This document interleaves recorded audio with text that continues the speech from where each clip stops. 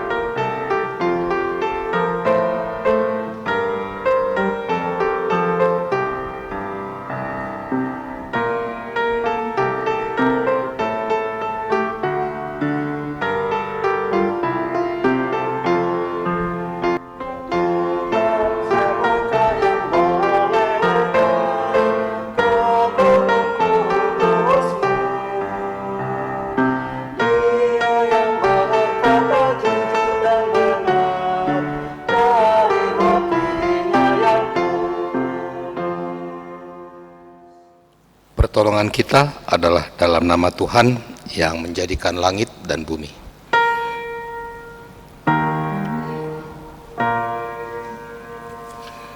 Nas pembimbing kita terambil dari Yesaya 43 ayatnya yang ke-10.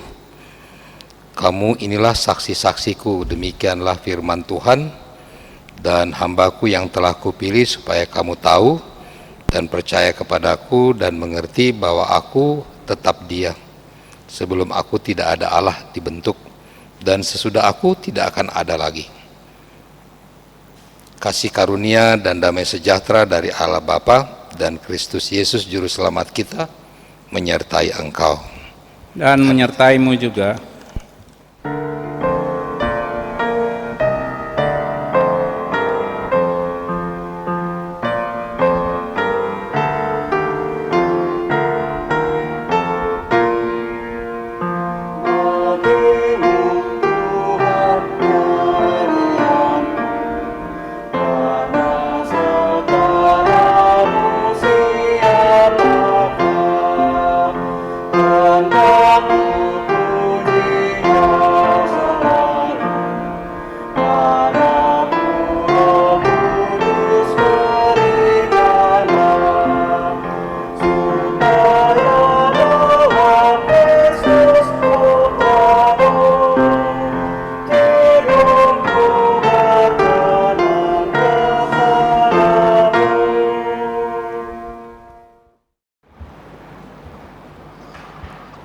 Dengan rasa sesal dan malu, dan dengan kerendahan hati, marilah mengaku segala dosa kita. Ya Allah yang kudus dan penuh kemurahan, kami menyadari dan mengaku di hadapan-Mu hakikat kami yang berdosa dan rapuh, sehingga cepat untuk berbuat jahat dan lambat untuk berbuat baik. Kami menyadari dan mengaku akan kelemahan kami dan sikap hidup yang mementingkan diri. Engkau mengetahui betapa sering kami berdosa, mengembara dari jalan-Mu, menyia-nyiakan pemberian-Mu, dan melupakan kasih-Mu.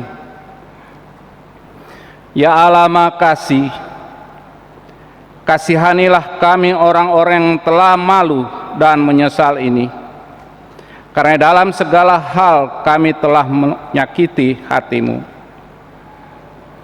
Ajarlah kami untuk membenci kesalahan yang kami lakukan. Bersihkanlah kami dari dosa demi nama anak-Mu, Yesus Kristus. Tolong kami, ya Allah yang pengasih, agar kami hidup dalam terang-Mu dan berjalan dalam jalan-Mu, sesuai perintah Yesus Kristus, Tuhan kami. Demikianlah pengakuan umat-Mu. Dengarlah, ya Tuhan.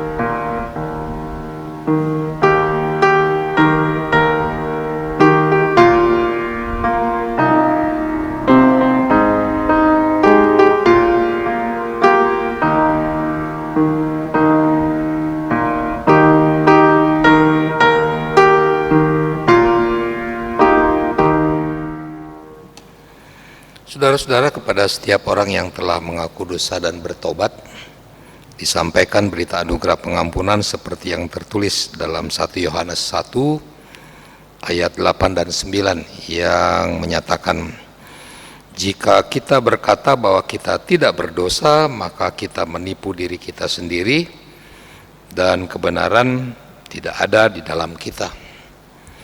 Jika kita mengaku dosa kita, maka Ia adalah setia dan adil, sehingga Ia akan mengampuni segala dosa kita dan menyucikan kita dari segala kejahatan. Berdasarkan firman Tuhan ini, sebagai pelayan Yesus Kristus, kami memberitakan bahwa pengampunan dosa telah berlaku dalam nama Bapa dan Anak dan Roh Kudus. Syukur kepada Tuhan. Amin.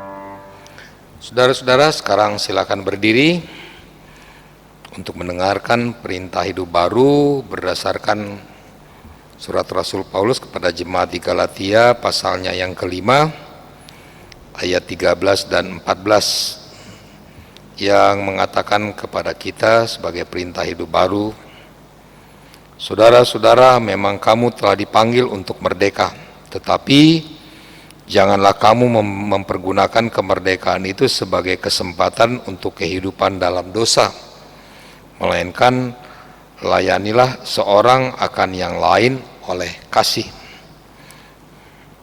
Sebab seluruh hukum Taurat tercakup dalam satu firman ini, yaitu kasihilah sesamamu manusia seperti dirimu sendiri. Demikian perintah Tuhan bagi kita. Kiranya Roh Kudus menolong kita mewujudkan kemuliaan Allah dalam seluruh hidup dan kesaksian kita di dunia.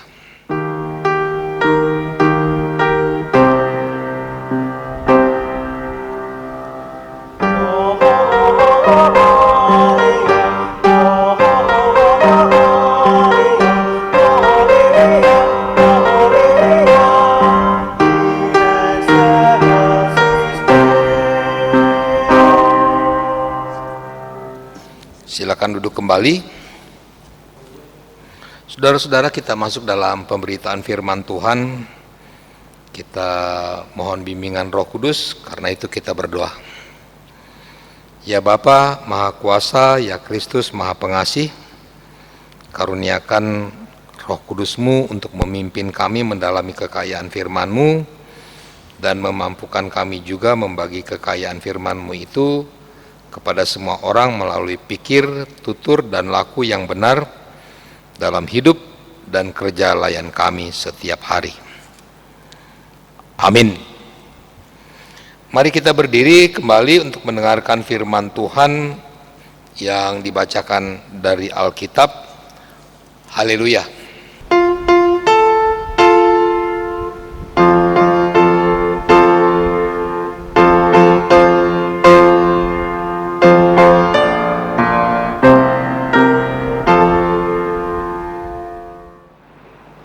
Pembacaan Alkitab pada hari ini dari Kisah Para Rasul 28 ayat 17 sampai 29 yang menyatakan, 3 hari kemudian Paulus memanggil orang-orang terkemuka bangsa Yahudi, dan setelah mereka berkumpul, Paulus berkata, "Saudara-saudara, meskipun aku tidak berbuat kesalahan terhadap bangsa kita atau terhadap adat istiadat nenek moyang kita, namun aku ditangkap di Yerusalem dan diserahkan kepada orang-orang Roma.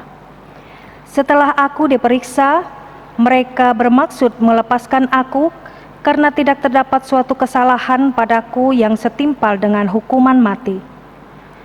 Akan tetapi orang-orang Yahudi menentangnya, dan karena itu terpaksalah aku naik banding kepada Kaisar, tetapi bukan dengan maksud untuk mengadukan bangsaku. Itulah sebabnya aku meminta supaya aku melihat kamu dan berbicara dengan kamu, sebab justru karena pengharapan Israel lah aku diikat dengan belenggu ini." Akan tetapi mereka berkata kepadanya, "Kami tidak menerima surat-surat dari Yudea tentang engkau, dan juga tidak seorang pun dari saudara-saudara kita datang memberitakan apa-apa yang jahat mengenai engkau.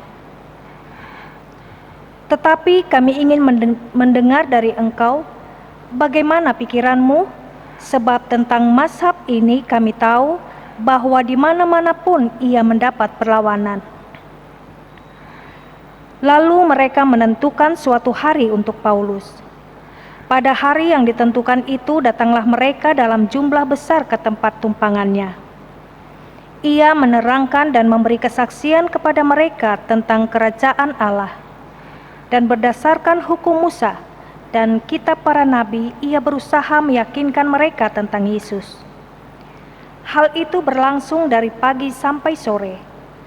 Ada yang dapat diyakinkan oleh perkataannya, ada yang tetap tidak percaya. Maka bubarlah pertemuan itu dengan tidak ada kesesuaian di antara mereka. Tetapi Paulus masih mengatakan perkataan yang satu ini,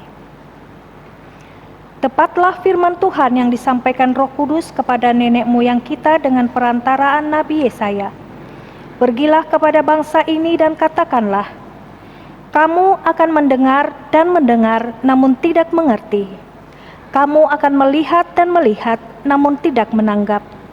Sebab hati bangsa ini telah menebal, dan telinganya berat mendengar, dan matanya melekat tertutup, supaya jangan mereka melihat dengan matanya dan mendengar dengan telinganya, dan mengerti dengan hatinya, lalu berbalik sehingga aku menyembuhkan mereka. Sebab itu kamu harus tahu bahwa keselamatan yang daripada Allah ini disampaikan kepada bangsa-bangsa lain, dan mereka akan mendengarnya." Dan setelah Paulus berkata demikian, pergilah orang-orang Yahudi itu dengan banyak perbedaan paham antara mereka. Demikianlah pembacaan Alkitab. Hendaklah firman Tuhan dengan segala kekayaannya diam di dalam hatimu, dan ucaplah syukur kepada Allah.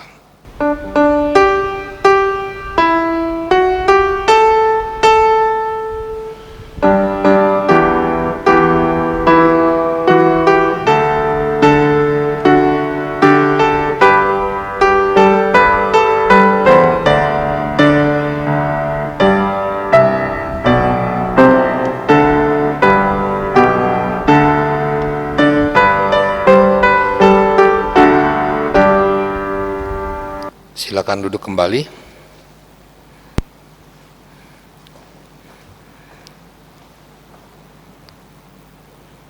Saudara-saudara jemaat Tuhan, dalam cerita Alkitab yang dibaca tadi,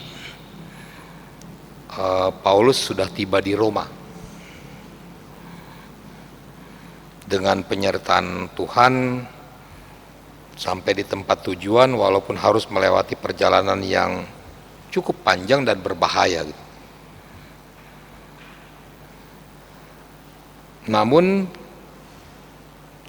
dia tidak bisa bertemu langsung dengan kaisar karena masalah birokrasi ataupun peraturan-peraturan yang berlaku di dalam kota Roma gitu.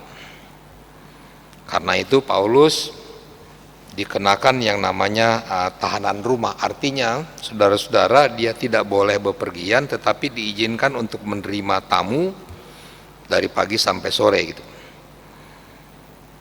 Dia menyewa sebuah rumah hampir 2 tahun di situ, saudara-saudara. Kemudian Paulus berusaha menjalin hubungan relasi dengan komunitas orang Yahudi di Roma itu. Kalau kita perhatikan di ayat 17 itu, saudara-saudara, 3 hari kemudian Paulus memanggil orang-orang terkemuka bangsa Yahudi, dan setelah mereka berkumpul, Paulus berkata, "Saudara-saudara, meskipun aku tidak berbuat kesalahan terhadap bangsa kita atau terhadap adat istiadat nenek moyang kita, namun aku ditangkap di Yerusalem dan diserahkan kepada orang-orang Roma." Jadi dia menjalin hubungan relasi. Nah, dalam pertemuan itu yang diadakan di rumahnya Paulus yang dikontrak oleh dia sebagai tahanan kota, saudara-saudara yang kasih dalam Yesus Kristus, Paulus mencoba menjelaskan tentang kedatangannya di Roma, yakni karena tuduhan orang Yahudi yang ada di Yerusalem. Itu bisa kita lihat di pas ayat selanjutnya sampai dengan ayatnya yang ke-20. Kenapa Paulus harus ke Roma? Pembicaraan ini membuka kesempatan bagi dia menjelaskan tentang pesan Injil itu, tentang kabar kesukaan itu yang dikatakan di ayat 21 sampai dengan ayatnya yang ke-23. Katanya begini, tetapi mereka berkata kepadanya, "Kami tidak menerima surat-surat dari Yudea tentang engkau," tentang Paulus maksudnya, "dan juga tidak seorang pun dari saudara-saudara kita datang memberitakan apa-apa yang jahat mengenai engkau. Tetapi kami ingin mendengar dari engkau bagaimana pikiranmu, sebab tentang mazhab ini kami tahu bahwa di mana-mana pun ia mendapat perlawanan." Lalu mereka menentukan suatu hari untuk Paulus. Pada hari yang ditentukan itu datanglah mereka dalam jumlah besar ke tempat tumpangannya. Ia menerangkan dan memberi kesaksian kepada mereka tentang kerajaan Allah. Dalam istilah Paulus, kalau dalam istilah Matius, kerajaan surga. Dan berdasarkan hukum Musa dan kitab para nabi, dia berusaha meyakinkan mereka tentang Yesus itu siapa. Ini berlangsung dari pagi sampai sore, saudara-saudara. Itu yang dikatakan sampai dengan ayat 20. Jadi pembicaraan ini membuka kesempatan bagi Paulus untuk menjelaskan apa yang namanya kabar kesukaan itu, yang saya katakan 21 sampai dengan 23. Kabar kesukaan itu benar-benar diwartakan di Roma, dan ternyata tidak semua orang Yahudi yang menetap di sana mendengar berita itu dari Paulus dan menerimanya gitu. Itu yang dikatakan dalam cerita penulis, saudara-saudara. Itu dipercoba perhatikan di ayatnya yang ke-24 dan 29 katanya. Ada orang yang diyakinkan oleh perkataannya, ada yang tetap tidak percaya. Terus kemudian di ayatnya yang ke-29, "Dan setelah berkata demikian, pergilah orang-orang Yahudi itu dengan banyak perbedaan paham antara mereka." Nah, ini menjadikan Paulus mengkritik mereka atau mengecam mereka karena mereka telah buta dan bersikap keras terhadap berita kabar kesukaan dari Allah, yaitu tentang Yesus Kristus. Itu coba diperhatikan di ayat 25 sampai dengan ayatnya 28. Dan itulah perkataan Paulus yang terakhir kepada kelompok orang Yahudi ini yang enggan untuk mempercayai Kristus. Bagi orang Yahudi yang mau percaya, ucapan Paulus itu hanyalah permulaan, karena selama 2 tahun berikutnya Paulus melanjutkan pelayanan memberitakan kerajaan Allah dengan mengajarkan tentang Tuhan Yesus kepada mereka yang datang kepadanya, baik orang Yahudi maupun bukan Yahudi. Jadi Tuhan memberi kesempatan kepada orang-orang yang bukan Yahudi untuk masuk juga bagian daripada kerajaan surga itu. Selanjutnya dalam cerita ini, saudara-saudara, kita tidak melihat yang namanya bahwa cerita Alkitab ini happy ending begitu. Tidak ada tuh, saudara-saudara, dengan kebahagiaan. Kenapa demikian gitu? Apa yang mau dikatakan oleh penulis gitu? Penulis mau mengatakan kepada kita, bagi saudara-saudara dan saya, katanya, kisah tentang Yesus Kristus itu akan tetap berlanjut dalam sepanjang hidup kita sebagai umat Tuhan, dalam hidup kita sebagai warga gereja di tengah-tengah dunia ini. Kenapa demikian, saudara-saudara? Dia tidak berakhir karena kisah tentang Tuhan Yesus itu merupakan tugas dan panggilan kita untuk mengembangkan apa yang dikehendaki oleh Tuhan, saudara-saudara yang kasih. Jadi kita yang ada di rumah, kita sebagai orang percaya kepada Yesus Kristus masih melanjutkan tugas yang dilakukan oleh Paulus. Paulus sudah dihukum di kota Roma dan kemudian dia meninggal di kota Roma, saudara-saudara, namun kita masih tetap hidup, masih bisa menjalankan cerita tentang Tuhan itu, supaya kelak orang-orang bisa mendengar cerita tentang Tuhan Yesus Kristus yang adalah kabar sukacita itu dalam hidup dunia ini, sehingga mereka bersama-sama dengan kita memuji serta mempermuliakan nama Tuhan. Karena itu, jalankan tugas itu, jangan pernah bosan. Entah kita sebagai pendeta, entah kita sebagai diaken dan penatua, entah kita sebagai unit-unit misioner yang ada, entah kita sebagai warga gereja, itu adalah tugas dan tanggung jawab kita. Tidak boleh kita abaikan. Dalam masa Covid ini tetap kita jalankan tugas dan panggilan itu. Kita harus memberi contoh kepada orang-orang di sekitar kita bahwa kita mengikuti apa yang dikehendaki oleh Tuhan, walaupun dalam protokol kesehatan yang begitu ketat, kita tetap menjalani itu. Itu tugas kita. Amin. Saudara-saudara yang kasih dalam Yesus Kristus, kita mengaminkan akan firman Tuhan itu dengan bernyanyi dari Kidung Gita Bakti 345, baitnya yang kedua dan baitnya yang ketiga.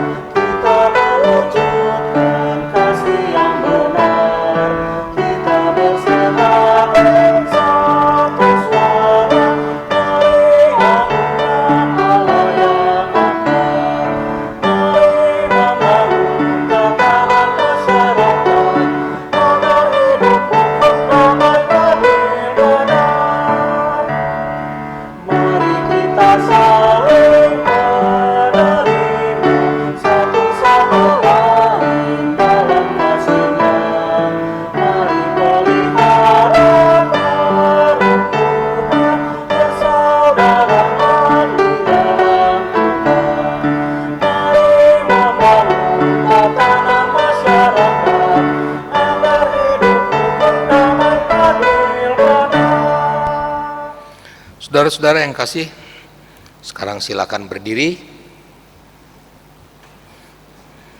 Bersama semua orang percaya di segala waktu dan tempat, kita mengaku iman menurut pengakuan iman rasuli.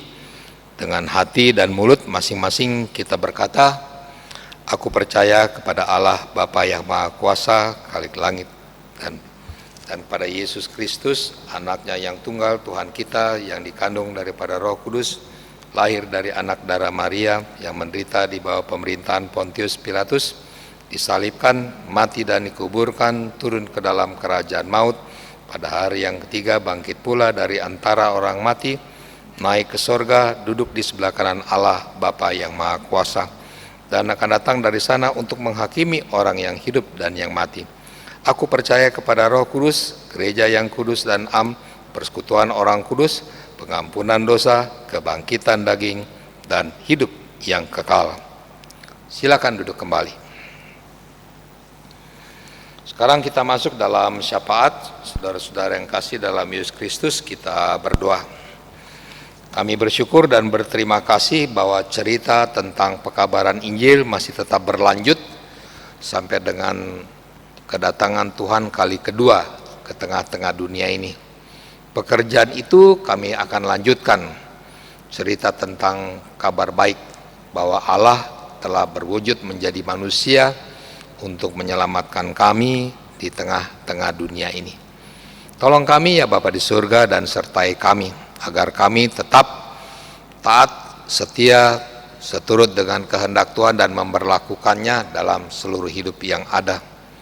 Jangan jauhkan daripada kami hal-hal yang menjadikan kami malas untuk memberitakan kabar kesukaan Allah kepada sekeliling kami, kepada keluarga kami, bahkan di dalam persekutuan kami sebagai jemaat-Mu. Tolong kami ya Bapa di surga, kami mengucap syukur dan berterima kasih karena kami boleh datang kepada Tuhan, beribadah kepada Engkau, baik di gedung gereja maupun di rumah-rumah. Kami bersyukur atas penyertaan dan anugerah Tuhan. Tuhan berkati akan hidup kami ya Bapa di surga. Ketika kami sakit, Tuhan sembuhkan kami. Ketika kami terpapar pandemi COVID-19, Tuhan temani kami supaya kami terlepas dari penyakit itu dan kami boleh pulih kembali, kami boleh berkarya, berkarsa, kami boleh hidup normal di dalam hidup rumah tangga kami dengan persekutuan kami dan gereja dengan masyarakat di sekeliling kami. Karena pertolongan Tuhan sebagai wujud nyata kami memberitakan Injil Tuhan. Bersamalah dengan kami ya Bapa di surga, bersamalah dengan kami yang kami percaya Tuhan menambahkan 1 tahun lagi umur kami maupun usia perkawinan kami sebagai keluarga-keluarga Allah. Tolong kami, tolong jemaat Yudea ya Tuhan Yesus Kristus, berkati kami sebagai jemaat Yudea, berkati akan warga lanjut usia yang tidak bisa beribadah datang bersama-sama dengan kekasih-kekasih mereka di gedung gereja karena usia yang lanjut, ataupun anak-anak kami, anak-anak layan PA dan PT, ataupun orang-orang yang sakit. Tuhan Yesus yang baik, temani mereka dan sertai mereka. Besertalah dengan minggu kerja kami berjalan ya Bapa di surga, berkati anak-anak kami yang harus menjalankan pendidikan di rumah, mereka yang harus bekerja di rumah, ataupun yang kami bergumul karena kami bergumul tentang kebutuhan-kebutuhan hidup kami dalam masa pandemi COVID-19 ini. Tolong kami dan sertai kami ya Bapa di surga. Kami yakin bahwa Engkau ada di depan kami. Kami yakin bahwa Engkau akan bersama dengan kami agar kami boleh melewati rintangan dan tantangan yang ada, karena Tuhan berjanji kepada kami bahwa Engkau akan beserta dengan kami dalam sepanjang kehidupan yang ada. Karena itu tolong kami ya Bapa di surga, besertalah dengan kami, besertalah dengan keluarga-keluarga kami dimanapun mereka berada ya Bapa di surga, besertalah dengan gereja-gerejamu. Tuhan berkati gereja-gerejamu termasuk kami GPIB yang ada di desa maupun yang ada di kota-kota, bahkan kami yang ada di kota Tangerang ini maupun di Provinsi Banten ini. Tuhan Yesus yang baik, yakinkan kami bahwa Tuhan selalu memberkati dan menyertai kami. Berkati segala persekutuan, pelayanan dan kesaksian semua gereja-gerejamu agar bersama dengan pemimpin bangsa dan negara kami, pemimpin kami di Provinsi Banten ini, kami bergotong royong untuk kami boleh menyelesaikan masalah-masalah kehidupan kami, baik dalam hidup ekonomi kami, sosial yang ada, supaya kami saling membantu satu dengan yang lain sebagai wujud pemberitaan Injil Tuhan kepada umat manusia. Tolong kami ya Bapa di surga, tolong juga akan kami sebagai jemaat Yudea. Kami bersyukur dan berterima kasih Tuhan Yesus Kristus sudah memilih pelaksana harian majelis jemaat yang baru yang akan diperkenalkan pada beberapa minggu mendatang. Tuhan juga akan memberkati kami ya Bapa di surga untuk kami boleh memilih unit-unit misioner yang ada dari PA sampai dengan PKLU, supaya kami boleh bekerja untuk hormat dan kemuliaan nama Tuhan, ataupun kami mau membentuk tim-tim kerja. Yakinkan kami bahwa itu adalah untuk memberitakan Injil ya Bapa di surga. Majukan kami dengan kekuatan iman-Mu untuk kami tetap bertahan dalam situasi dan kondisi apapun. Kami percaya itu, berkati kami, baik kami di Yudea, di Ciujung Raya nomor 7, baik kami di Bonang, baik kami di Binong maupun di Citra, temani kami ya Bapak, jangan tinggalkan kami. Bersamalah dengan gereja-gereja-Mu di tengah-tengah dunia ini, bersamalah dengan pemimpin-pemimpin negara-negara di dunia dan pemimpin kami yang ada di Indonesia ini untuk memerangi pandemi COVID-19 ini, supaya kami boleh menyelesaikan pertarungan ini hanya untuk hormat dan kemuliaan nama Tuhan. Kami boleh pulih kembali, kehidupan sosial, politik, ekonomi, dan budaya kami boleh berjalan sebagaimana mestinya. Kami diberkati dan disertai oleh Tuhan.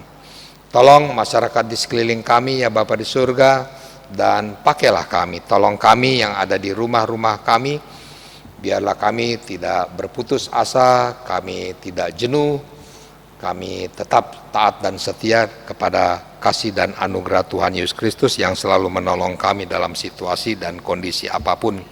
Ini kami ya Bapa di surga. Ya Tuhan, dalam pengasihan-Mu kami mohon, peliharalah kami dalam kasih Yesus Kristus Tuhan dan Juru Selamat kami, yang telah mengajar kami berdoa bersama. Bapa kami yang di surga, dikuduskanlah nama-Mu, datanglah kerajaan-Mu, jadilah kehendak-Mu di bumi seperti di surga. Berikanlah kami pada hari ini makanan kami yang secukupnya, dan ampunilah kami akan kesalahan kami seperti kami juga mengampuni orang yang bersalah kepada kami. Dan janganlah membawa kami ke dalam pencobaan, tetapi lepaskanlah kami daripada yang jahat.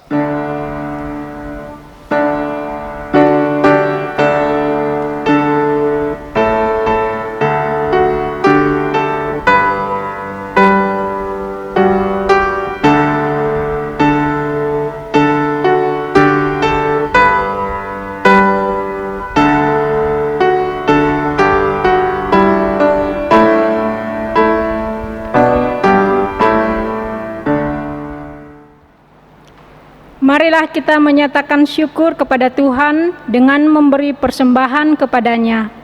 Dengarlah firman Tuhan dalam 1 Tesalonika pasal 5 ayat 18 yang menyatakan, mengucap syukurlah dalam segala hal, sebab itulah yang dikehendaki Allah di dalam Kristus Yesus bagi kamu. Tuhan memberkati saudara dan persembahan saudara.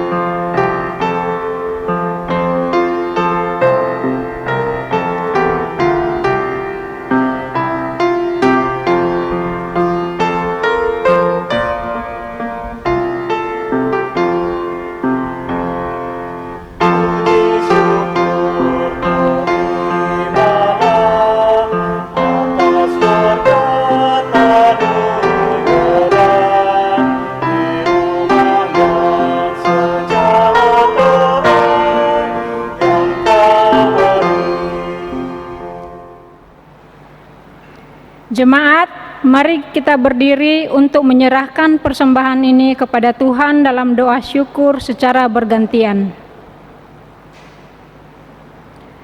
Ya Tuhan Yesus, Engkaulah segala-galanya dari sumber hidup kami. Apa yang kami berikan ini adalah dari tangan-Mu jua. Dan karena itu kami persembahkan seluruhnya untuk kemuliaan-Mu.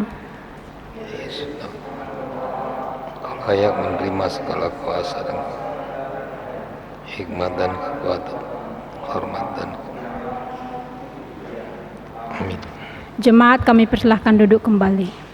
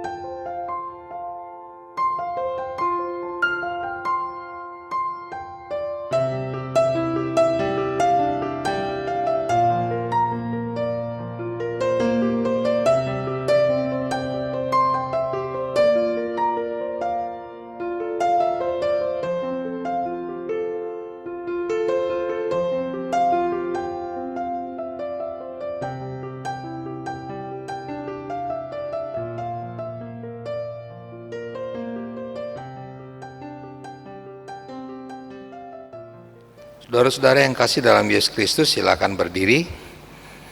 Pergilah dengan damai sejahtera Tuhan dalam kehidupanmu sehari-hari. Beritakanlah Injil dalam hidup dan kerjamu berdasarkan firman Tuhan yang telah kamu dengar.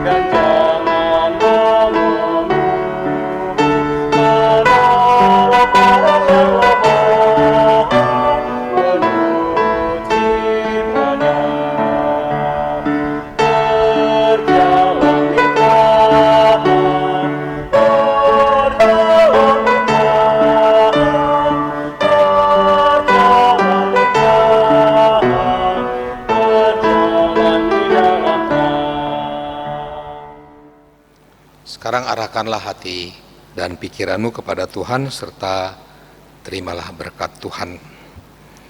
Tuhan memberkati engkau dan melindungi engkau. Tuhan menyinari engkau dengan wajah-Nya dan memberi engkau kasih karunia.